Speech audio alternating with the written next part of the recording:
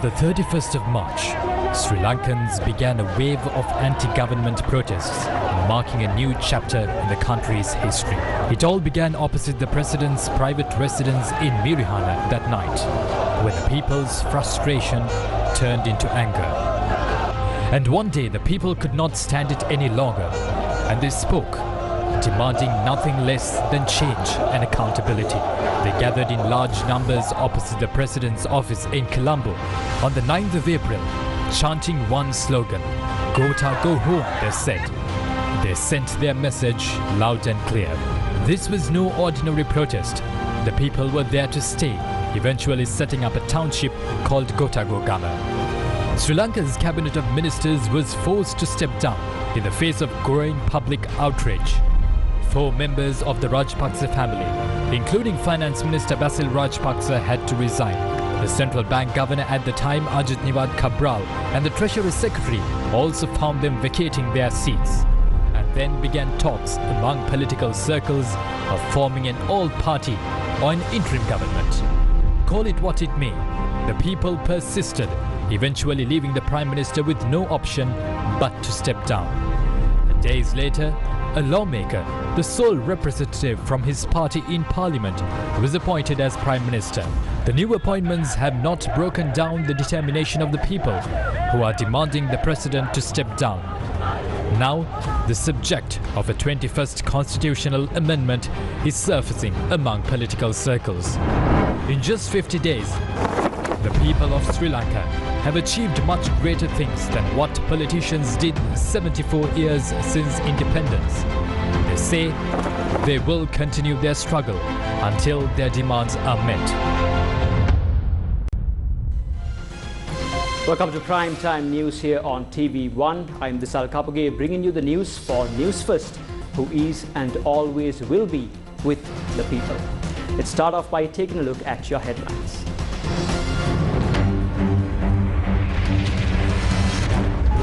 "50 days for the Gotagogama protests. Demonstrations in many parts of Sri Lanka."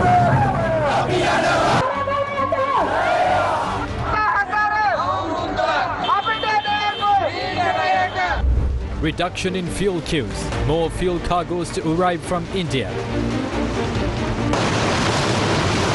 අපිට ඉදිරි සති දෙක සඳහා ඒ ප්‍රමාණවත්. Will Sri Lanka lose claim of the Kachatiwa Islands? Fishermen in the north raise concerns.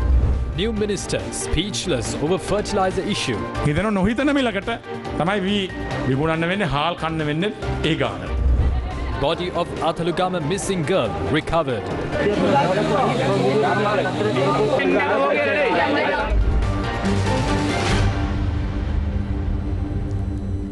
Now in your top story, today marks 50 days since the Occupy Galle protest began opposite the President's office in Colombo. Protesters say they will continue demonstrations until President Gotabaya Rajapaksa steps down. Rochelle Thumodara for News First brings us the latest. Today, the 28th of May, marks a significant day right here at the Occupy Galle protest, as it marks its 50th consecutive day. And because of this significance, various groups who organize protest marches across Colombo joined here this evening.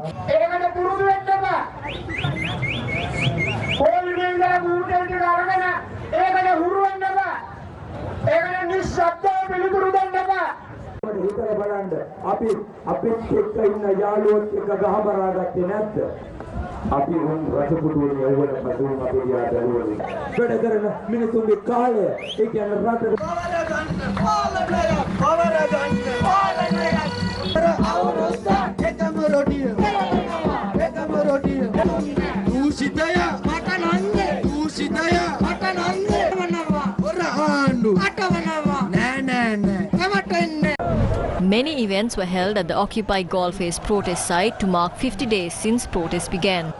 I don't think anywhere in the world there's been something like this, and that shows how much we want to follow the straight path. We want transparency. I'm sure if we continue, we can see more changes coming.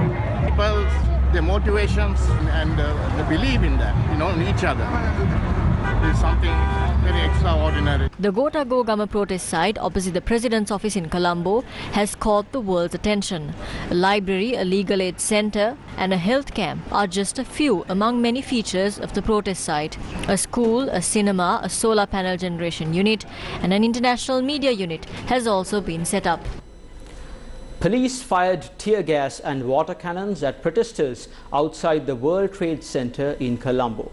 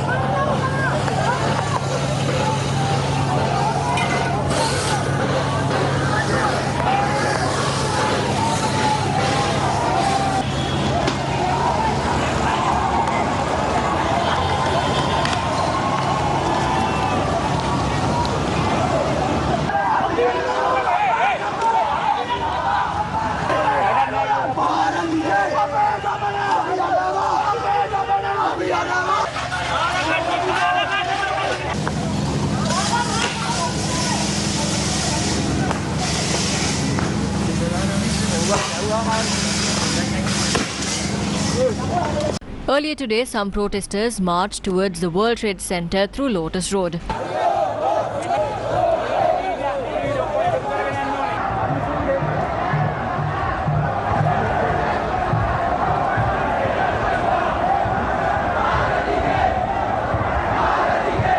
Police anti-riot squad personnel and special task force officers were stationed for security. Tear gas and water cannon trucks were seen at the location, but the protesters held their demonstration by blocking the road to avoid clashing with law enforcement officers.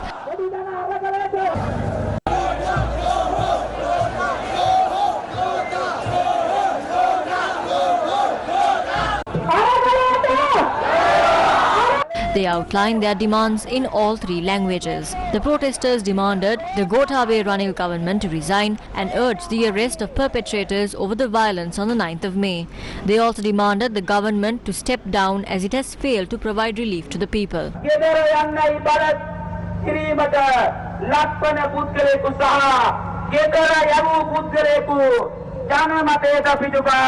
Deal Jamimen Arbudea Visaden Nata. Go home, Gota! Go home, Gota! 50 days today. The public demand for Go Home Gota continues to be echoed.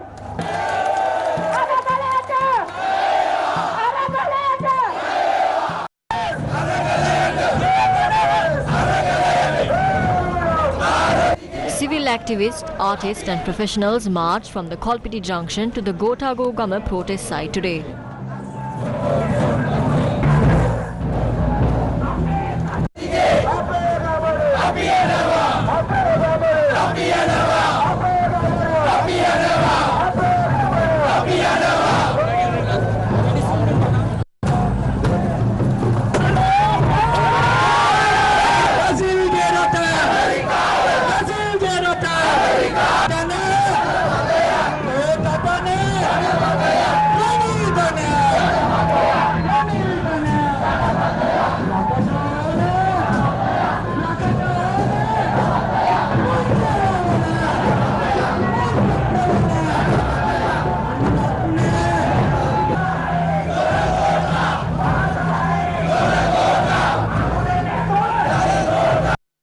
There was heavy police presence at all roads leading to the President's office opposite the protest site.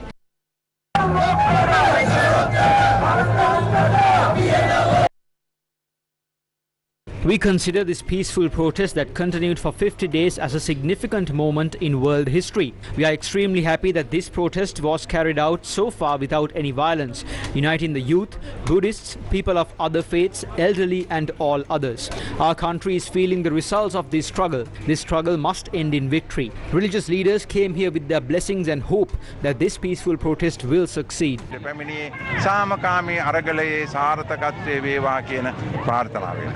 The Parliament must immediately unite all parties and appoint an independent committee to provide justice for the country. Arresting the youth might create unrest among the people and push the country to a dangerous position. We have to warn the government against these consequences. Gotabe and Ranil Wickremesinghe must immediately go home. The unlawful arrests must be stopped immediately.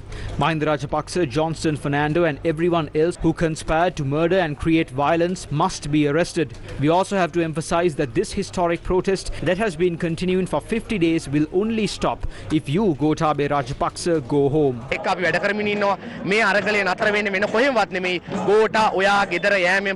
More protesters marched from the Independence Square towards Gotakogama this afternoon.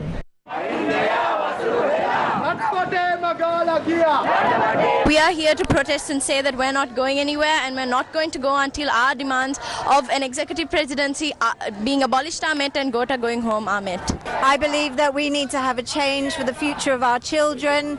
The current situation is really untenable for most people. We still have the same request. We want Gota to go home. We don't want the musical chair that's happening in Parliament right now. We want all of them to step down, and we want our voice to be heard when we say Gota, go home. Go to jail!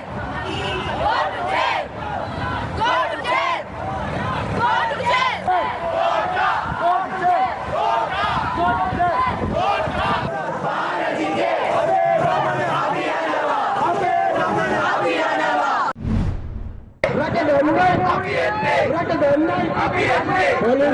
Many events were held at the Gotakogama protest branches in other parts of Sri Lanka. Religious observances were held at one protest site opposite the Galle bus stand this morning.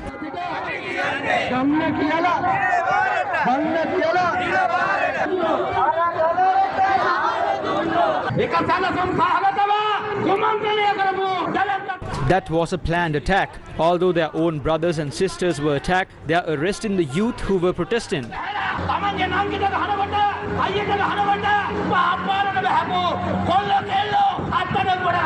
Protests were organized in Kandy and Mathale today.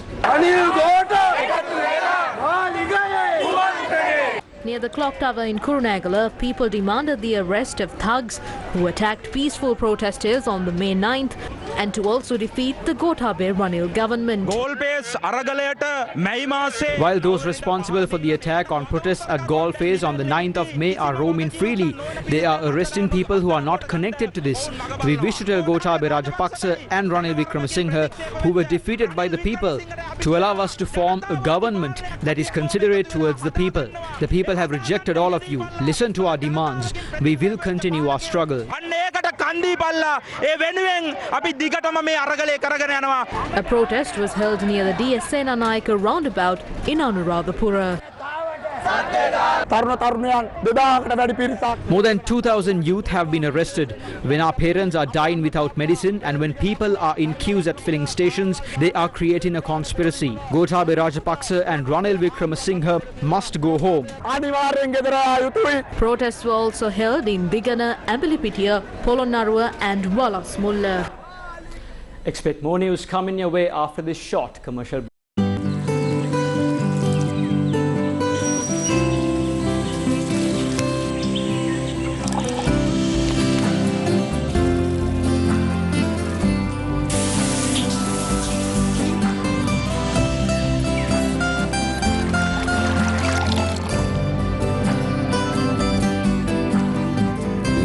පුරා ගලන මේ සතුට සුරක්ෂිත කරන්නේ ඉස්ලාම් insight.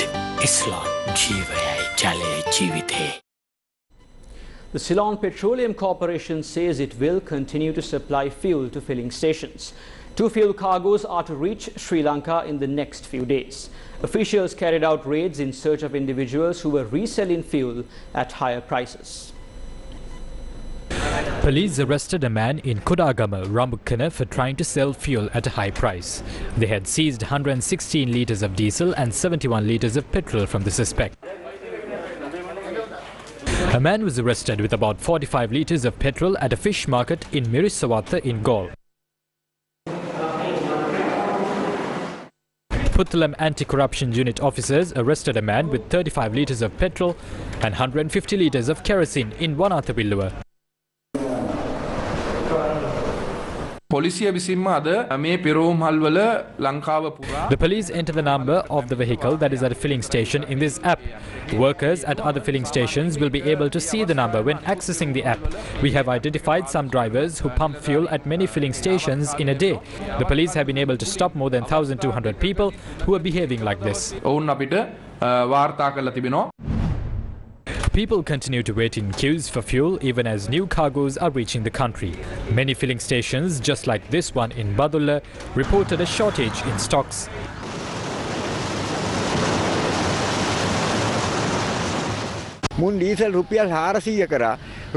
Diesel is now sold at 400 rupees. A tyre tube costs about 8,000 or 9,000 rupees. Earlier it was only 1,500 rupees. We used to pay 2,800 rupees for diesel, but now we have to pump fuel for 16,000 rupees to run 100 kilometers. They stole the dollars. We have to pay for this fuel. We don't buy anything on credit. People were seen in queues near petrol stations in the Kurunegala town today. අදර මාස දෙකක් තුනක් වැඩ නැහැ. ඔකට හෙන ගහනවා අයියේ. ඇත්තමයි කියන්නේ. රස්සාව නැහැ. දරුවෝ දෙන්නෙක් ඉන්නවා. දුවලා දෙන්නෙක් ඉන්නවා. ඉස්කෝලේ යවන්න ඕනේ. බලට හෙන ගහනවා රටේ තියෙන සල්ලි අරගෙන. පෙට්‍රල් සෙට් එකකින් පෙට්‍රල් කාලක්වත් ගන්න නැහැ ණයට. සම්පකාර ගිහලා හාල් කා. We don't purchase fuel from filling stations on credit. We don't go to the cooperative store and buy even 100 grams of rice on credit. The government does not just lend us money. Now a litre of petrol has gone up to about 400 or 500 rupees. We can't afford this. ලීටරයක් ගිහලා රුපියල් 500 400 ගණන් වලට ගිහින් තියෙනවා. අපිට මේක දරා ගන්න බෑ මේ මිල. There were queues for fuel in Rambukkana and Galle as well.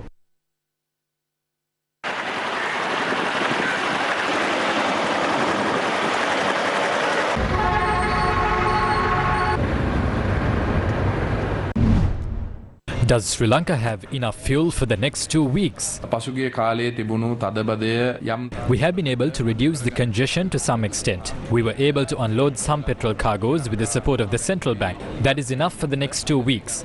We will be able to manage these stocks. කරමින් මේ කටයුතු නියැලීම සඳහා පිට අවස්ථාව ලැබිලා තියෙනවා.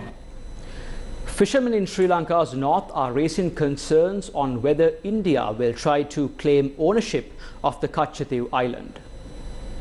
India has been supplying fuel to Sri Lanka through credit lines and other forms of relief. Kerosene stocks received sent from India were distributed among fishermen in Sri Lanka's northern islands. Fisheries Minister Douglas Devananda, Rakesh Natraj, Consul General of India in Jaffna were present. India is supporting Sri Lankan fishermen at a time when there is controversy over the Kachatiw Islands. On the 26th of May, the Chief Minister of Tamil Nadu, M.K. Stalin, had recommended Prime Minister Narendra Modi to reclaim the island from Sri Lanka. This is what fishermen in the north had to say. It is shameful if they are trying to acquire the Kachatiw island when Sri Lanka is affected by an economic crisis. We condemn any effort to engage in politics by providing rice or kerosene to us. We wish to tell the Chief Minister to provide solutions for the issues of fishermen in India and Sri Lanka. The government says it will recommence operations at the Sapagaskanda crude oil refinery plant in the coming days. A shortage of kerosene arose in Sri Lanka as operations at the Sapagaskanda crude oil refinery were halted temporarily. The government had closed down the refinery as it did not have enough dollars to import crude oil. The Minister of Power and Energy says crude oil is being unloaded from a cargo. This would be used to reactivate the refinery.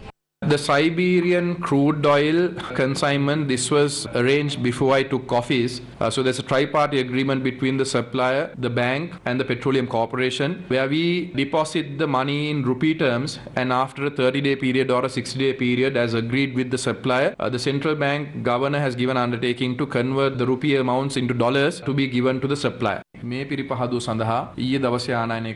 the first time we would be using Siberian crude oil in the Sabugaskanda refinery. We hope to begin the production of 1,000 metric tons of diesel from the refinery in the future.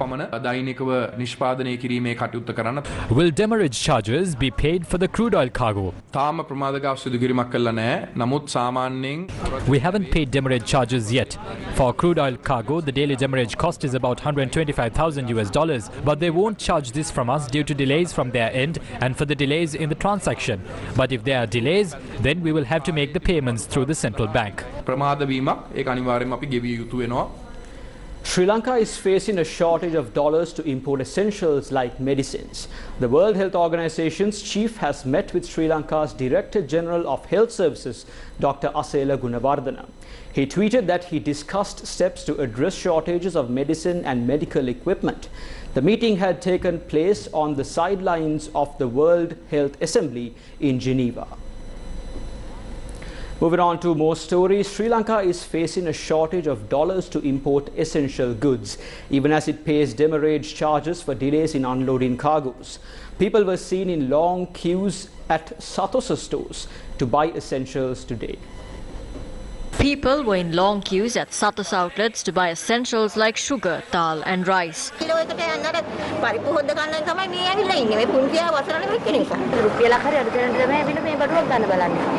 The Indian relief package received by Sri Lanka on the 22nd of May is being distributed across the country. Today, the aid was distributed to 738 families at the Välimädä estate. Each family received 10 kilos of rice.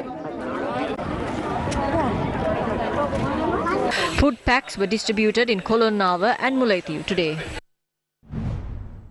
Sri Lanka continues to import rice as local farmers struggle to cultivate paddy. Farmers are still reeling from the impact of the sudden chemical fertilizer ban that was imposed by the government. Today, farmers say they haven't received fertilizer despite attempts to promote organic farming. This has raised questions on whether the government would provide fertilizer to farmers. The Agriculture Minister responded to these concerns at an event in Agunukola Palace. I was under the impression that 65,000 tons of fertilizer had arrived when I was appointed as minister and that we only had to distribute it, but the government has not imported any type of fertilizer. Foreign nations don't export fertilizer. This morning I heard that Prime Minister Modi is willing to help our country. We believe we will receive a stock of fertilizer. To be honest, even if we work hard in the Yala season, we won't be able to reap positive results. We have to speak the truth, even if we are blamed for it. We have to rise from the bottom. We can't sink any further. When we have to consume only 1 or 2 meals a day, our country will be like South Korea, Japan and China, where they even ate dogs and snakes to survive. That is also a time of crisis. Everyone will have to work hard. Otherwise, it is hard to work our way out of this situation. The cost of rice will go up. I can't make any promises. I will be proved wrong if I do that. We will have to sell and eat rice for an amount that I can't even imagine.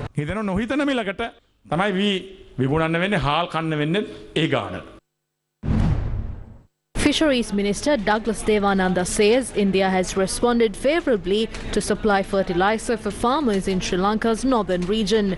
The minister said he had spoken to India's External Affairs Minister Dr. S. Jaishankar on bringing fertiliser stocks through the Kankasanture harbour. Central Bank Governor Dr. Nandalal Veerasinghe says the President has informed that the government would allow him to work independently. This was during a meeting at the President's house in Colombo Fort.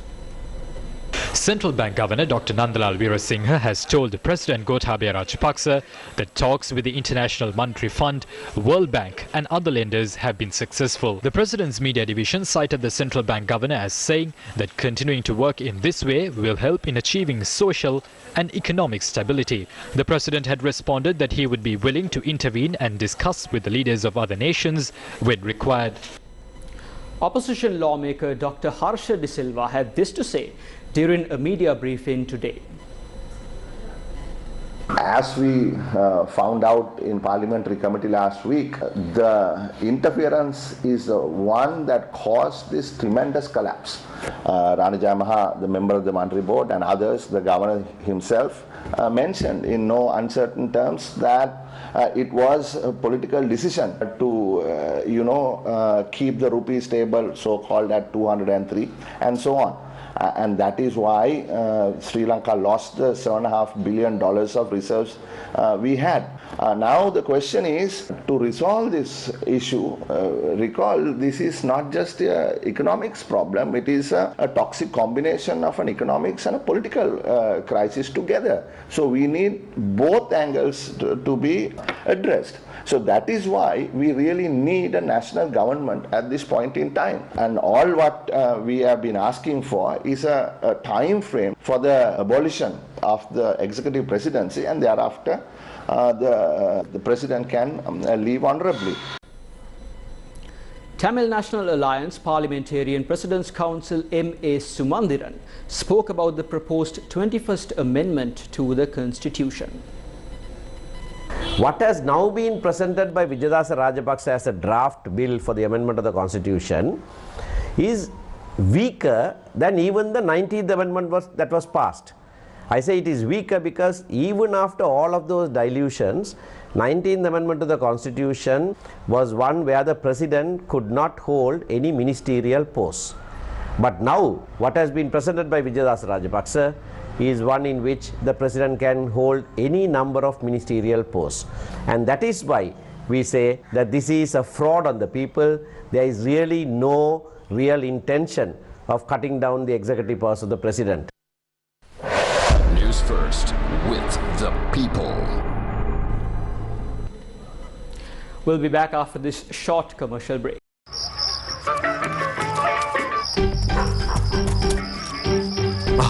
මොකද මහත්තයා මේ නෑ මේ ගෙදර sync එකේ අයි මහත්තයා ස්ලෝන් නෙවෙයිද දැම්මේ හදිස්සියට බාලා පයිප්පයක් දැම්මේ නැද්ද මුදලාලි ඊයේ පෙරේදා කඩේ රිපෙයාර් කරන්න ගෙනාපු ගම් චුට්ටක් මේ වගේ ප්‍රශ්න වලට හොඳම විසඳුම ස්ලෝන් ගම් චුට්ටක් හැබැයි ඉක්මනින් දාගන්න ස්ලෝන් පයිප්පයක් ස්ලෝන් ගම් චුට්ටා හැම ගෙදරකම සිටිය යුතු ජනනල කාර්මිකයා දැන් රඟම ග්‍රොසරියෙන් මිලදී ගන්න.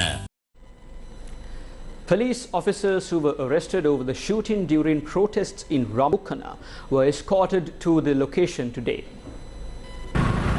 A man had died after police opened fire during protests demanding fuel in Ramukkana on the 19th of April. Officers from the Criminal Investigations Department examined the location of the shooting today.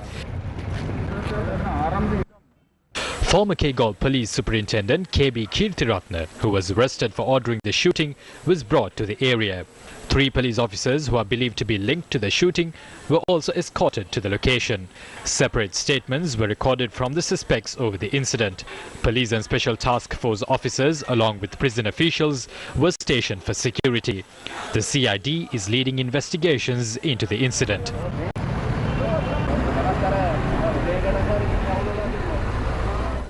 A sorrowful day for Sri Lanka. The body of a girl who went missing in Atalugama was recovered after more than 30 hours this afternoon.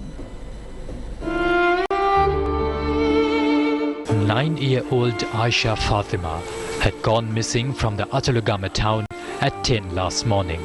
She had gone to a shop about 200 meters from her house to buy chicken for her family. CCTV footage showed the girl near the Atalugama junction where she had disappeared.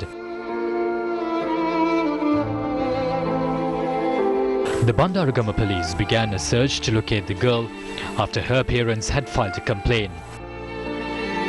As reports of the girl's disappearance went viral, police had requested public support to locate her. But 30 hours after her disappearance, the girl's body was recovered in a marsh in Atalugama today.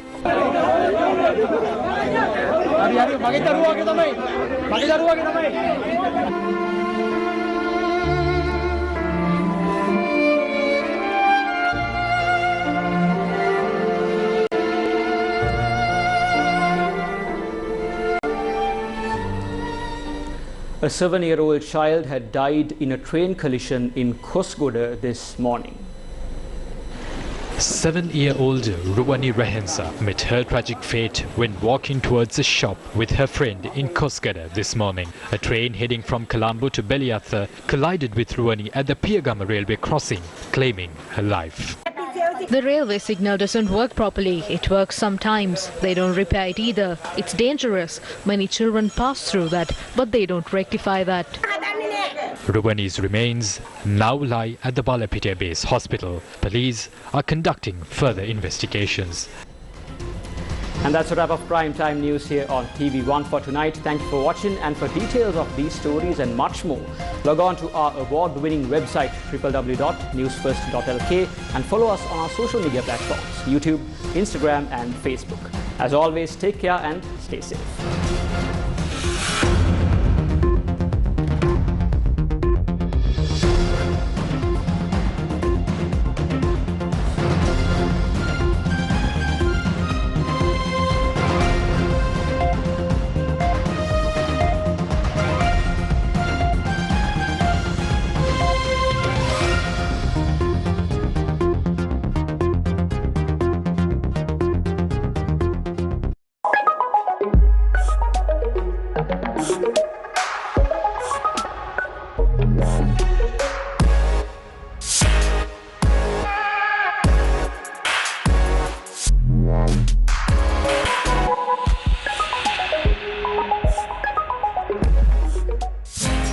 TV1 රැස් වී දෙන ජීවිතේ